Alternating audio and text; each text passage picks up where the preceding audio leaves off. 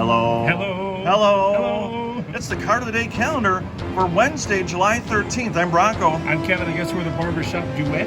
It's the National Barbershop Music Appreciation Day. Who doesn't love some barbershop? Well, I appreciate it because I can't sing it mostly. All the scores and highlights from yesterday's action can be found on the right side of your screen. Now let's get on to history, and you're going to like this one. Hit it. On this day in 1969, the Niekro family has a reunion as San Diego's Joe pitched against Atlanta's Phil. Joe and the Padres got the better of this matchup, earning a 1-0 victory. The Niekros, if I can call them that, combined to pitch 16 innings in this meeting, giving up 13 hits, 1 run, no walks, and striking out 3. The Niekro. The multiple Niekros. In the all-time series, Joe beat his brother in 5 of 9 head-to-head matchups. Joe also hit his only career homer off of Phil, suspiciously enough, during a game in 1976.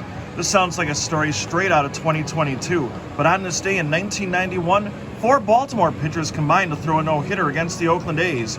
Sorry, you have to look at the screen sideways to see all the pitchers involved in this one. Yeah, but this was back before, back in that day, if a pitcher had a no-hitter, he threw 9, but not in this case. Bob Malecki with the first 6, but he exited the game shortly after being hit by a line drive by Willie Wilson. Mike Flanagan worked the 7th, Mark Williamson the 8th. Greg Olson earned the save, not the catcher, the pitcher, with That's a clean... 2 G's at the end of Greg. 2 G's.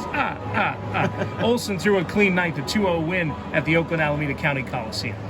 Birthdays on this day. Yadier Molina turns 40. The 10-time All-Star and 9-time Gold Glove winner is currently on the injured list for the Cardinals, but is batting .213 with a pair of homers and 10 RBIs in 38 games. This is the last of his 19 seasons. The career stat line includes 2,141 hits, a 278 average, 173 in the homer category, and 1,008 runs batted in. Kyle Lewis turns 27 today. The 2020 Rookie of the Year batted .262 with 11 homers and 28 RBIs in 58 games. In his first, can we call it a full season in 2020 in the big leagues? That was almost every game that they played, so I guess. He hasn't had many full seasons as injuries have taken a toll on the outfielder this year. He is 4 for 15 in 4 games, but a couple of homers, 3 runs batted in.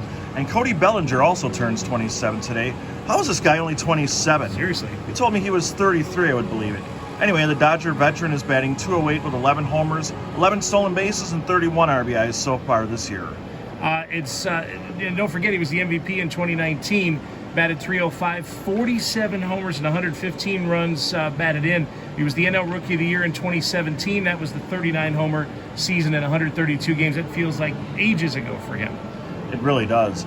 July is 2020 Tops month, and we're going to go with another brewer. How about some Ryan Braun? Oh, man. How many big home runs did he hit in his career? I mean, you can think of big home runs in that season in big games, like the one that put the Brewers in the postseason. He had the one when they clinched the division and clinched that spot in the postseason. Braun was just absolutely nuts as the 3-hitter, and controversy hadn't quite set in yet. There was still a pure thing going on there. And he was the MVP in 2011. And he was.